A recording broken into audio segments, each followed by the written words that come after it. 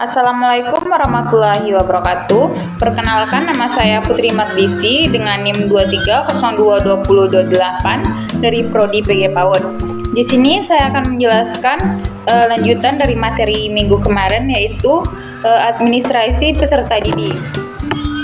Administrasi peserta didik adalah administrasi merupakan suatu proses yang dilakukan oleh suatu personil atau kelompok dalam suatu organisasi untuk mencapai tujuan organisasi tersebut. Sedangkan peserta didik, murid, dan siswa dalam KBBI berarti orang atau anak yang sedang berguru, belajar, pengantar.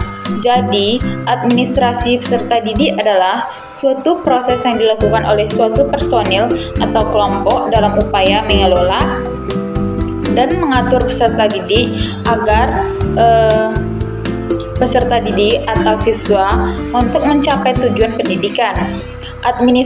Administrasi peserta didik adalah proses perguruan serta layanan yang berkaitan dengan murid di suatu sekolah, mulai dari perencanaan penerimaan murid baru, pembinaan selama murid berada di sekolah, sampai dengan murid menamatkan pendidikannya. Selanjutnya mengenai konsep administrasi peserta didik, ada beberapa pendapat ahli tentang pengertian peserta didik, atau antara lain yang pertama menurut Sujipto dan kawan-kawan tahun 1991 sampai 1992, administrasi peserta didik adalah proses perguruan serta pelayanan dalam hal-hal yang berkaitan dengan murid di suatu sekolah, mulai dari perencanaan penerimaan murid baru, pembinaan selama murid berada di sekolah, sampai dengan murid menamatkan pendidikannya. Yang kedua, menurut Suharsini DKK tahun 2008, administrasi siswa sendiri dapat didefinisikan sebagai pencatatan siswa mulai dari proses penerimaan hingga siswa tersebut lulus dari sekolah yang disebabkan karena tamat atau sebab lain. Yang ketiga, menurut Asnawir tahun 2005, administrasi kesiswaan merupakan bagian dari kegiatan administrasi yang dilakukan dilaksanakan sekolah, berupa usaha kerjasama yang dilakukan oleh para pendidik agar terlaksananya proses belajar mengajar yang relevan, efektif, efisien, guna tercapainya tujuan pendidikan yang diharapkan. Materi yang kedua, tujuan administrasi peserta didik. Secara umum, administrasi peserta didik adalah mengatur peserta didik berperilaku dan bertata dalam kehidupan di lingkungan sekolah, dan agar teraturnya sistem kerja dalam proses pembelajaran, serta administrasi peserta didik bertujuan menjadikan pendidikan secara keseluruhan. Tujuan khusus administrasi kesiswaan adalah sebagai peningkatan pengetahuan, kemampuan, dan psikomotor peserta didik, menyalurkan dan mengembangkan kemampuan umum atau kecerdasan, dan menyalurkan aspirasi, harapan, dan memenuhi kebutuhan peserta didik. Tujuan administrasi menurut Eka Prihatin tahun 2007, yang pertama, menambah pengetahuan serta kemampuan yang dimiliki peserta didik, yaitu kemampuan psikomotornya. Yang kedua, meningkatkan dan mengembangkan kemampuan umum atau kecerdasan, bakat, dan minat peserta didik. Yang ketiga, menyalurkan aspirasi, harapan, dan memenuhi kebutuhan peserta didik. Dengan tercapainya tujuan tersebut, diharapkan peserta didik dapat membuka jendela dunianya, di mana pentingnya manusia itu dalam memaintenance waktu dan cara berkembang di lingkungan sekolah.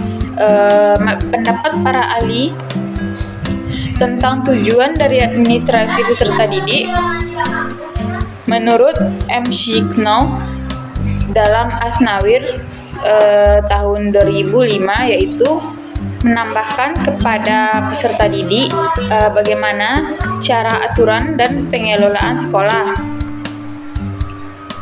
dapat berjalan lancar dikarenakan adanya administrasi yang menunjukkan peserta didik berjiwa bijaksana dan berperilaku. Yang kedua, membantu peserta didik dalam pengembangan dan membangun minat dan bakat.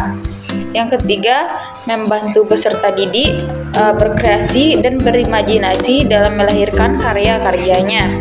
Yang keempat, membantu peserta didik dalam berupaya berpikir positif tentang sifat-sifat manusia dan mengelola bagaimana cara bersikap.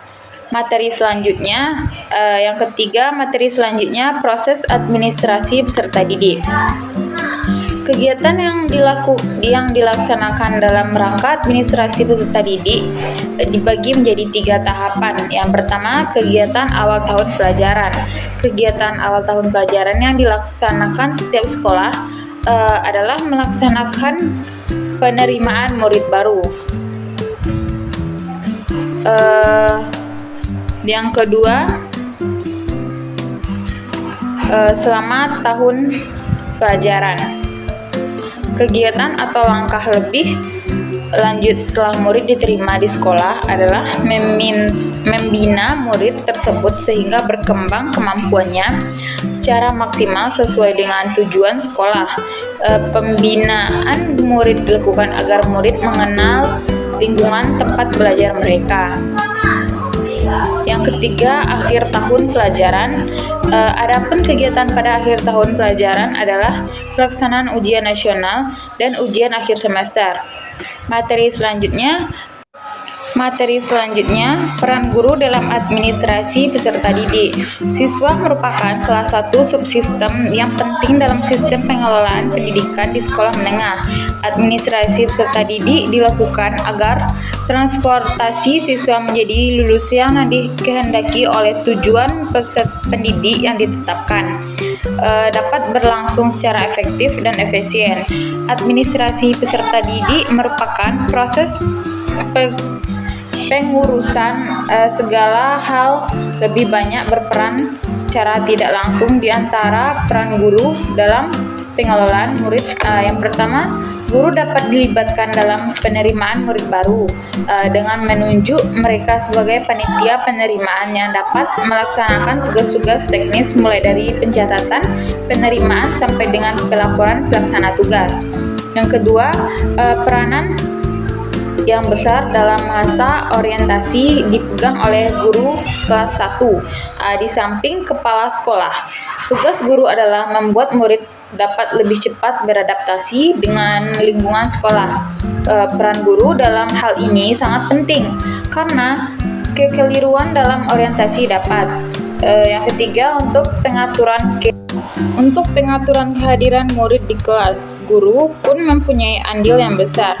Yang keempat, guru harus mampu menciptakan suasana yang mendorong timbulnya motivasi murid untuk senantiasa berprestasi tinggi.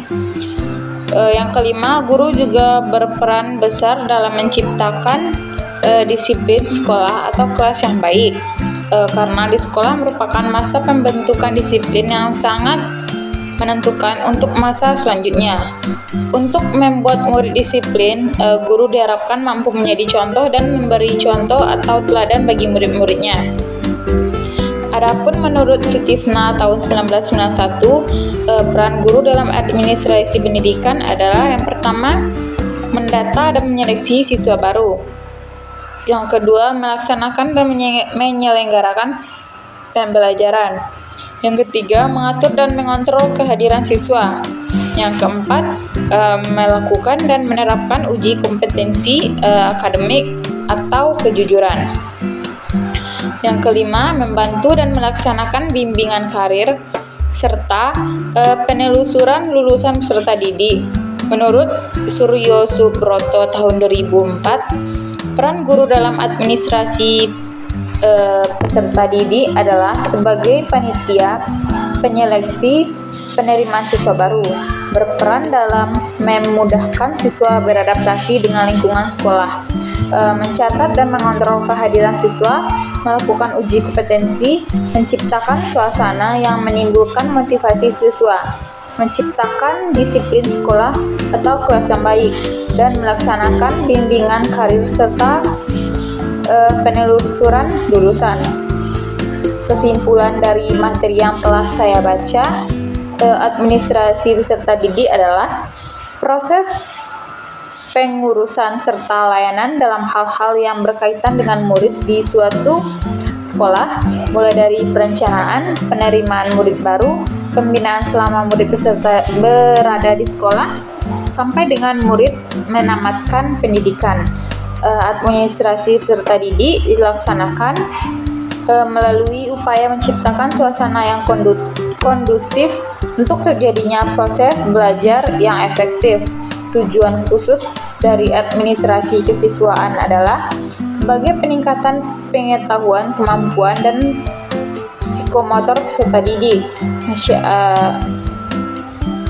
menyalurkan dan mengembangkan kemampuan umum atau kecerdasan, dan menyalurkan aspirasi, harapan, dan memenuhi kebutuhan peserta didik. Kegiatan yang dilakukan dalam rangka administrasi peserta didik dibagi menjadi 3 tahapan, yaitu kegiatan administrasi awal tahun pelajaran, administrasi selama tahun pelajaran, dan administrasi akhir tahun pelajaran. Sekian materi yang dapat saya sampaikan. Jika ada salah dan janggalnya, saya mohon maaf. Saya tutupi dengan Assalamualaikum warahmatullahi wabarakatuh.